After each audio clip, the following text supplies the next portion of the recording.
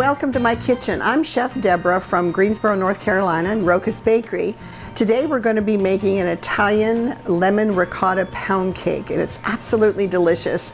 And we've got lemon 3 different ways. We've got lemon zest, we've got lemon juice, and we've got limoncello. So we're going to make this wonderful cake.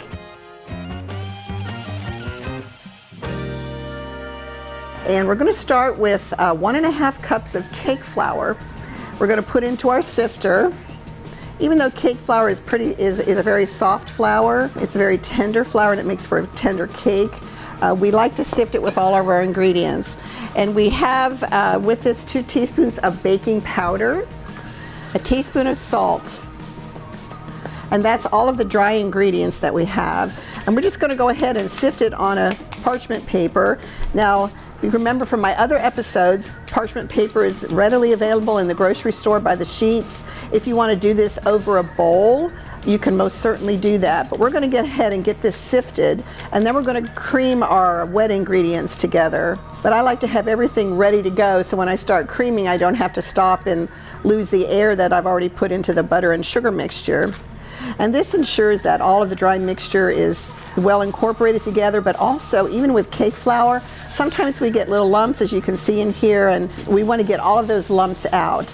Now when we sift, we don't want to take like this little bit that's left over and dump it in the trash, because it alters the recipe. Even a tablespoonful of flour can change the recipe. So we want to be sure that we get it sifted all through, tapping.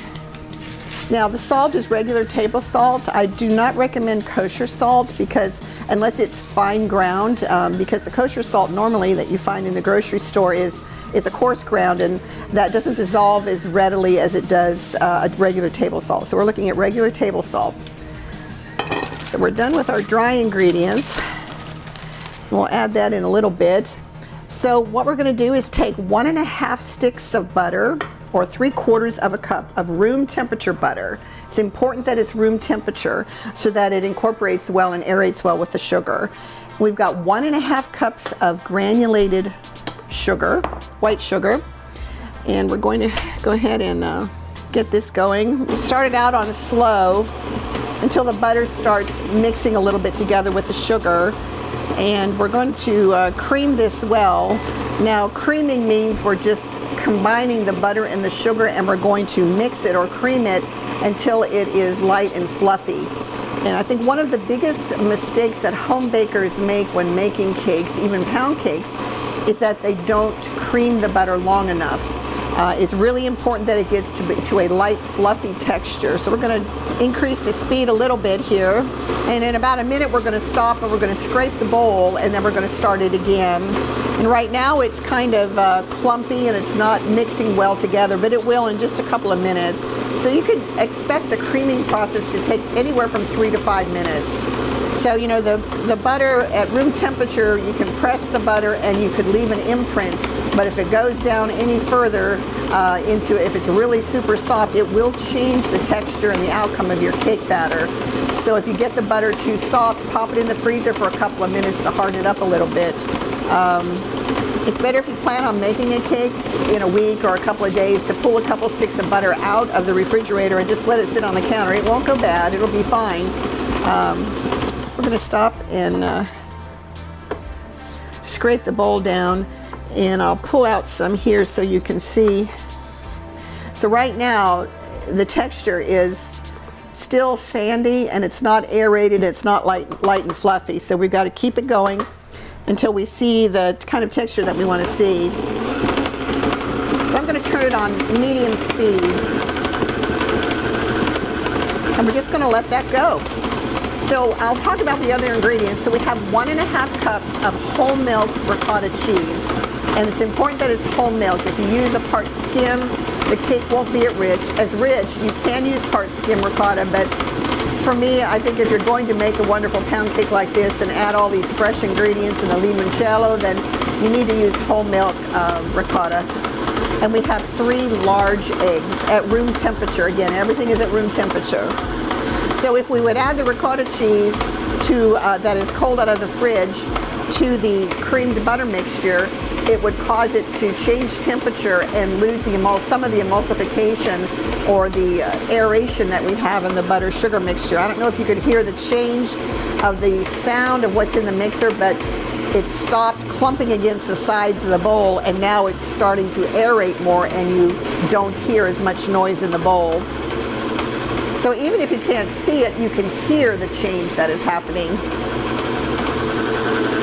So let me stop the mixer and I'll show you how the texture and the color has changed. So you can see, but we need to go a couple minutes longer even on this. So, and the aeration or the creaming process of any cake, if it's not an oil-based cake, if it's a butter, sugar-based cake, we need to follow this process.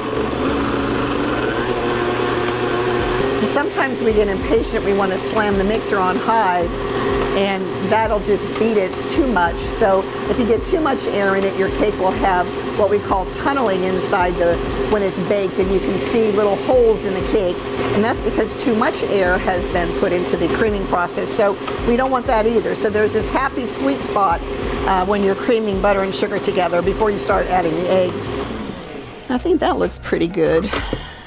Now, if I was making a white cake, and so you can see how fluffy it is, and it's turned into a really light pale butter color. So that's what we're looking for. So we're going to go ahead and start adding the eggs. But scrape the bowl down really good. Make sure that sometimes, especially with the KitchenAids, we have that little hole at the bottom. It tends to hold the product there, but especially butter, that doesn't get quite incorporated. So we don't want to do that. So we're going to go ahead and put the mixer back up. And we're going to slowly incorporate the eggs one at a time. And we're going to let that completely mix together before we start adding the second or the third egg.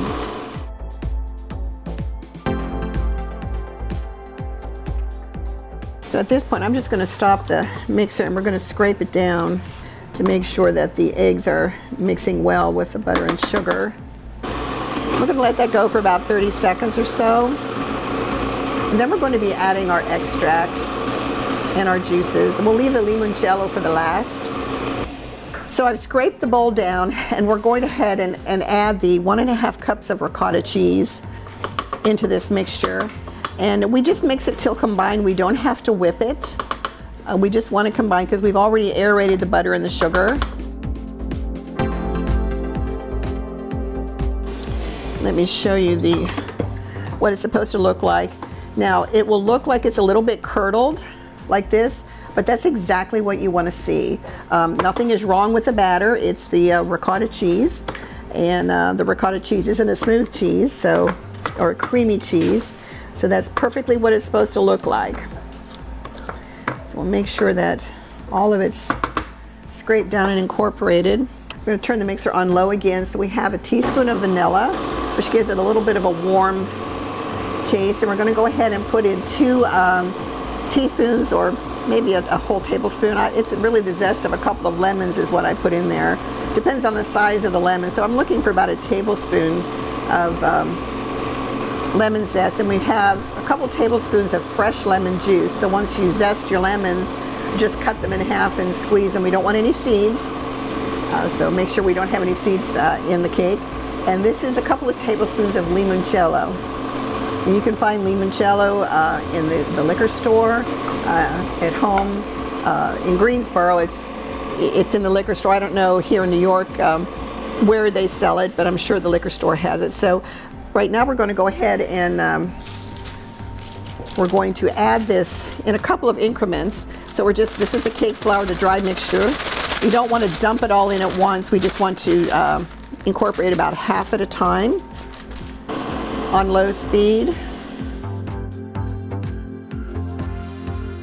So we've got our dry ingredients incorporated. So basically at this point our cake is done. So I'm going to just take it off of the paddle, and we're going to fold a couple of times, 2 or 3 or 4 times, to make sure that all of the ingredients are incorporated well together before we put it into our cake pan. So I've got a loaf pan here that's been sprayed with Baker's Joy, which of course is a fat spray that has flour in it so that our products don't stick to the pan.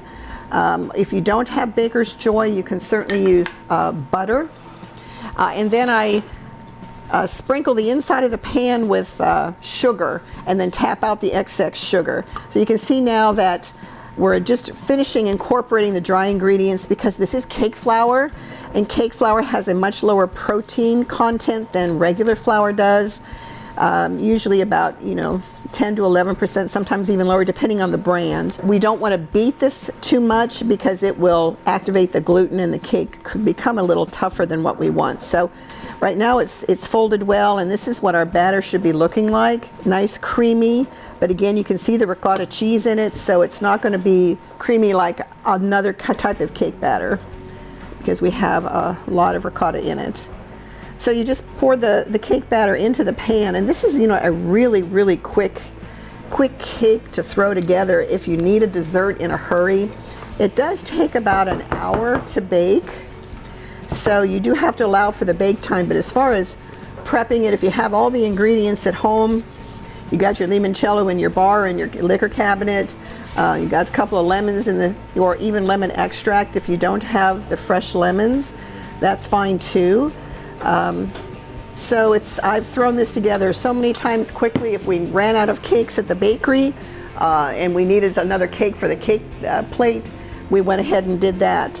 So normally I put this on like a cookie sheet if you have it, just to protect the pan a little bit more in the oven to bake. If you don't have that, that's fine as well. But that's what we do in the bakery. So we're going to bake this at 350 degrees.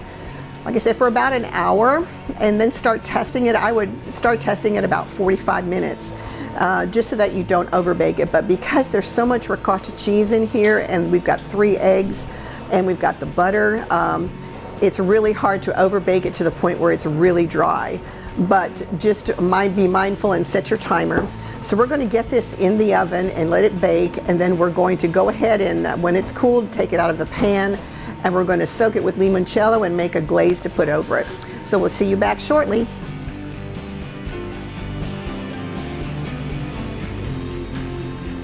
So our limoncello pound cake is done. It's cooled and we put it on a nice board. So I'm going to do a limoncello soak. So we've also got limoncello in the cake, but I'm just going to drizzle a little bit over the top. Now if you want to use a pastry brush, if you don't want to have that much limoncello in your cake, by all means just lightly brush it, but we like limoncello, so we're going to go ahead and do that. And then we're going to put some of it in the glaze. So we've got about a cup of powdered sugar here in our bowl, and we're going to add the rest of the limoncello in here, and we're going to stir it up.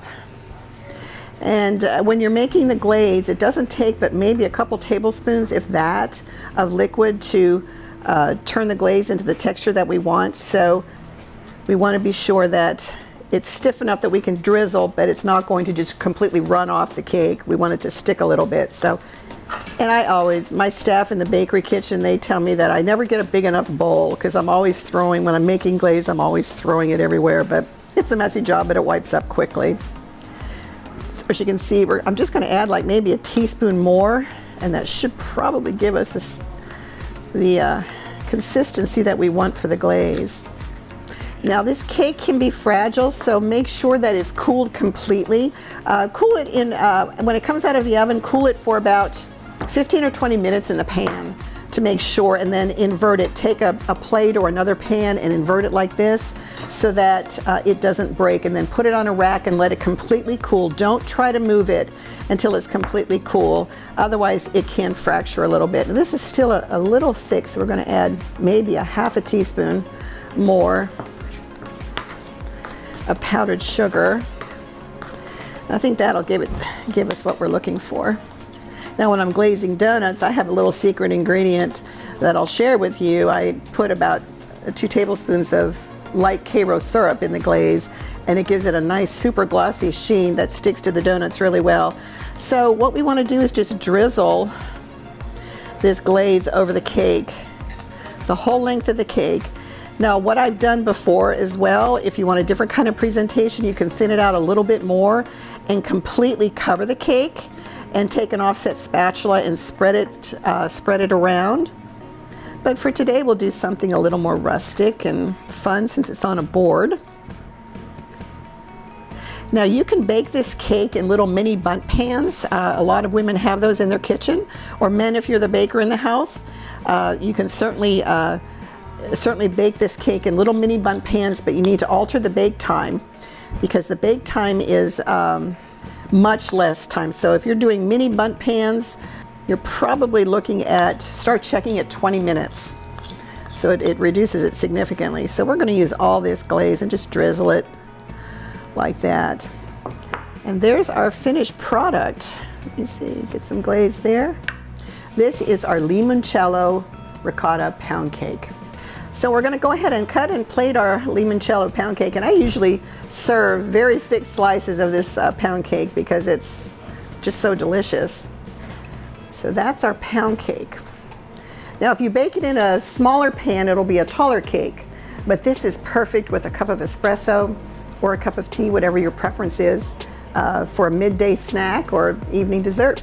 Glass of sweet Marsala wine or your choice of dessert wines. So this is Chef Deborah from Greensboro, North Carolina at Roca's Bakery. Visit us on our online store at rocasbakery.com and look for our limoncello cake.